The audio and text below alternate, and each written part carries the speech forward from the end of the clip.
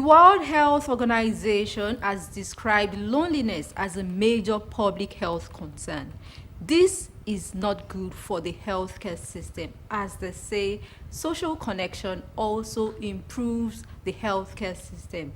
Today on the program, we are looking at how to address loneliness and how to live better despite the fact that we are having a larger population but slimmer social connection. Good evening, I am Olasumbo Modupe. Stay tuned, the conversation begins after this break.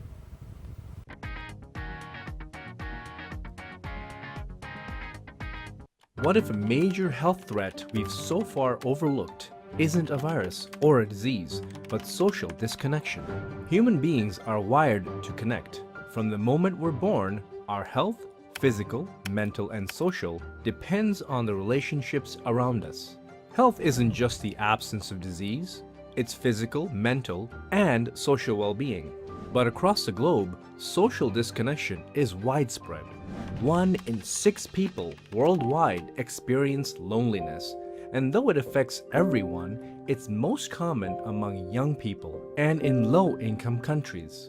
Science tells us that loneliness and isolation are linked to heart disease, depression, and even early death, killing 100 people every hour. This isn't just a personal issue, it's a public health challenge, and we can do something about it.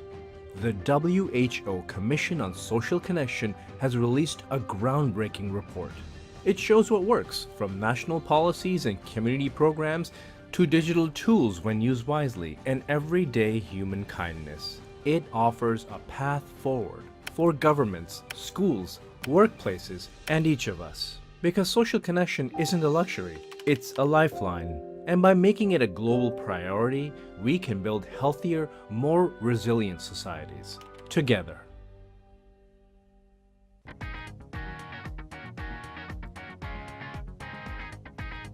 The program is still Sound Health on Lagos Television. Joining us today via Zoom this evening is Dr. Leonard Okonkwo. He is a consultant clinical psychologist, hypnotherapist, and psychotherapist, and he is going to tell us why the World Health Organization has said loneliness is not good for you.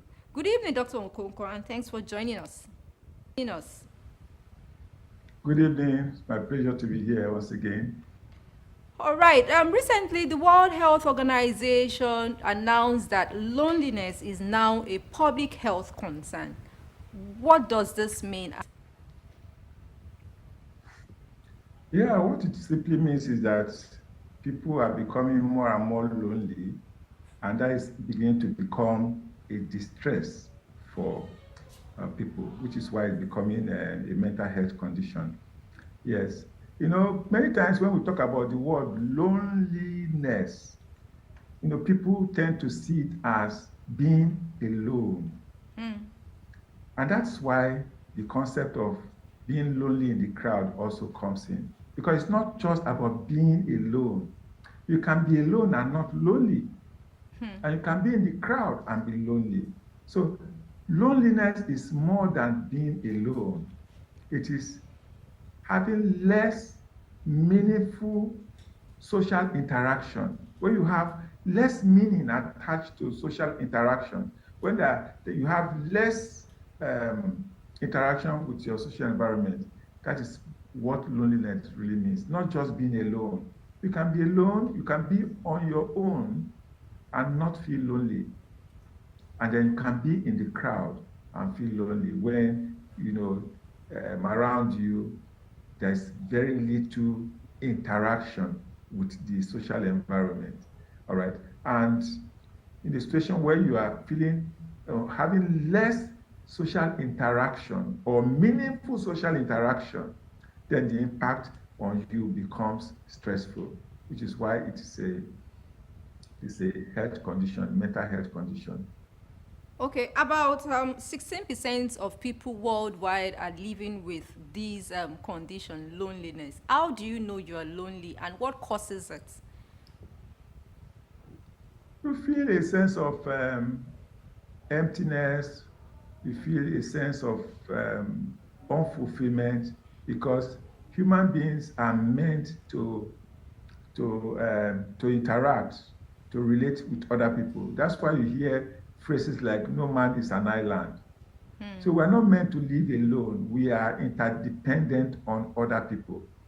So what that simply means is that when that interdependence is lacking or missing or not having, you're not getting value or appear to be meaningless, well, that's when you start to feel lonely.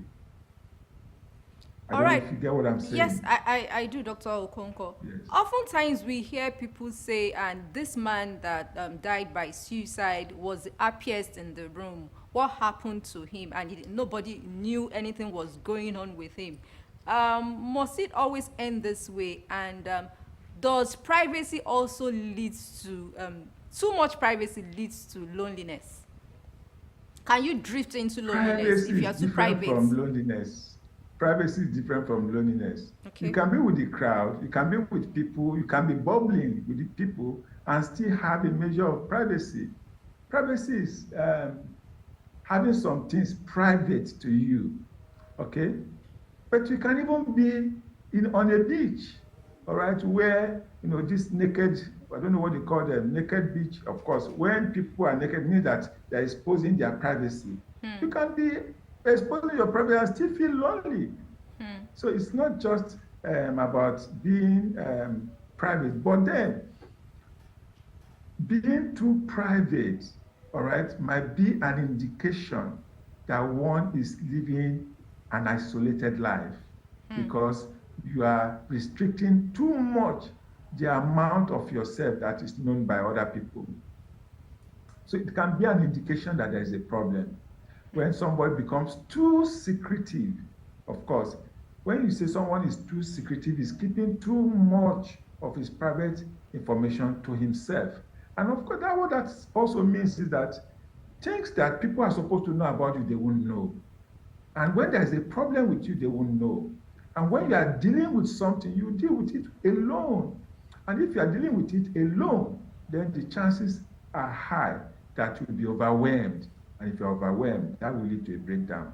So being, too much of privacy can be a symptom that there's a problem. In fact, that word too much already qualifies it because you're a stranger to people. People don't know you. They don't even know when there's a problem with you. And they don't know when you are being overwhelmed.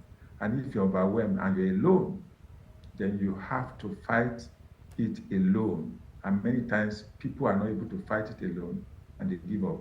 That's part of the reason why we have suicide.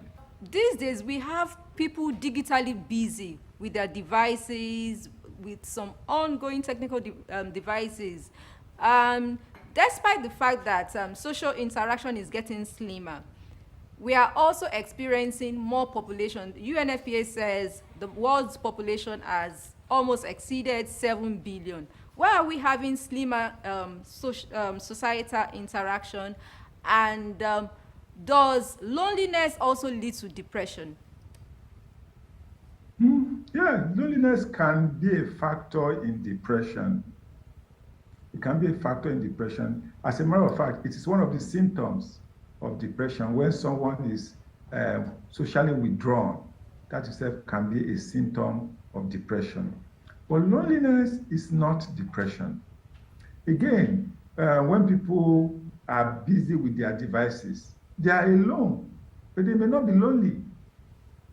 They are happy. They are, happy doing what they are doing, and that is not loneliness, okay? Because there is interaction going on that they are satisfied with. However, when someone is depressed, there will be that less need for the individual to interact, with the social world, which is a symptom of depression itself. All right, okay. But we're saying that there's a thin line between depression and loneliness. No, there are two different things, but one can be a sign of the other. When one is lonely, which is a feeling, all right, it's a condition, that itself can be depressing and can also be a symptom of depression.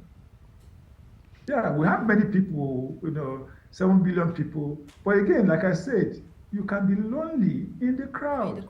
You are surrounded by people, everyone is there. It's like being a party of all of people of timber and caliber, and you don't belong to that class, and it's a reminder to you that you have not gotten to where you want to be, and you find yourself sitting in one quiet corner. Everything is going on, music is going, people are dancing, people are eating and whatever, but you are busy with yourself, with your low self-esteem and your mood and pessimism. Will I ever get here? Will I, So you can be in the crowd and still be very, very lonely. And there are people who are in the crowd that are depressed. And that's why sometimes people you don't expect suicide from, they are the ones that you hear from and say, this person has just taken his life. And you say, but he had everything. You can have everything and still be depressed. All right. Medical practitioners have connected social connection to healthy lifestyle. We are also experiencing social isolation leading to loneliness. What are some of the coping strategies, as a psychologist now and hypnotherapist, what are some of the coping strategies you can, recommend to anybody experiencing social isolation, almost leading to loneliness? Yeah, first of all, we start with the family, because family is the smallest Unit. unit of the society. The family unit is disintegrating.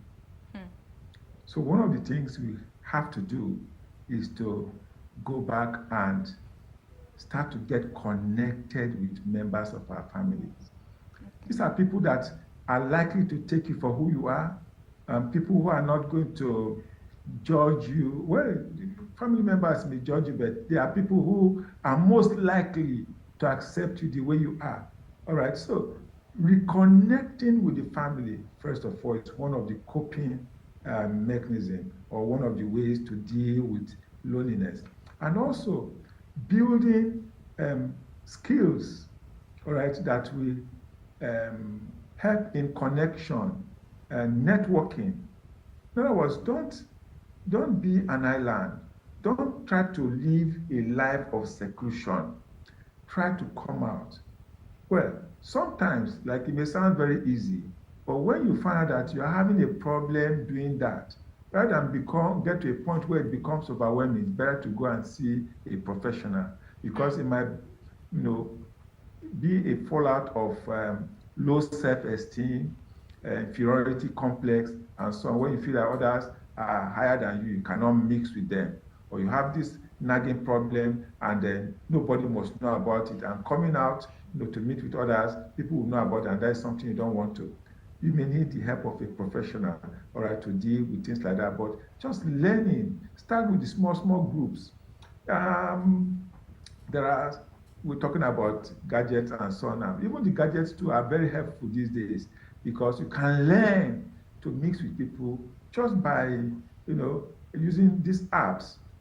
What it means is that you are able to disconnect when you want, but you can learn how to connect with people gradually, all right, like the dating sites and so on. There are different reasons why people feel lonely. Sometimes it's they feel sometimes it's romantic, sometimes it's occupational, and so on. You must know what is responsible for your own, and seek how to deal with it. Then another thing is reading. These gadgets have made people to be more into themselves than into others. But you have to put restriction on some of these things. You have to time yourself, know when to go out, know when to stay in. There must be times when you have to switch off your phone. Even you can be on social media, and interacting in the social media makes you not to feel that sense of loneliness, but then it keeps you from feeling the need to physically go out and see other people. So there have to be limits to some of these things. Help yourself, put some restrictions on some of these things. But like I said, the easiest way to deal with things like this is to see a mental health professional who will help you find out why you are the way you are and provide solutions to what you can do to navigate out of that situation. All right. In 30 seconds, Dr. Okonkwo, your final words, sir. The population is growing. but we have to get wiser and wiser to be able to cope. All right. So let's not throw away technology, but let us also not forget where we are coming from. We have to repair certain bridges that were broken, that have put us in this place where we are. We need the family, we need our friends, we need our colleagues, we need our village, we need our society, and we also need technology. All right, let's not trade one for the other. All right, we need our family, we need our village. Not this time when people are saying my village people, my village people. All right, reconnect with the yes, reconnect with the family and see a mental health professional early enough if you are experiencing or if you're lonely, you're feeling lonely. Dr. Leonard Okonkwo, consultant, clinical psychologist, and hypnotherapist and psychotherapist. Thank you so much for sharing some beautiful coping strategies with loneliness. Thank you. All right, enjoy the rest of the day. Sound Health continues with trending health report from around the world. Please stay tuned.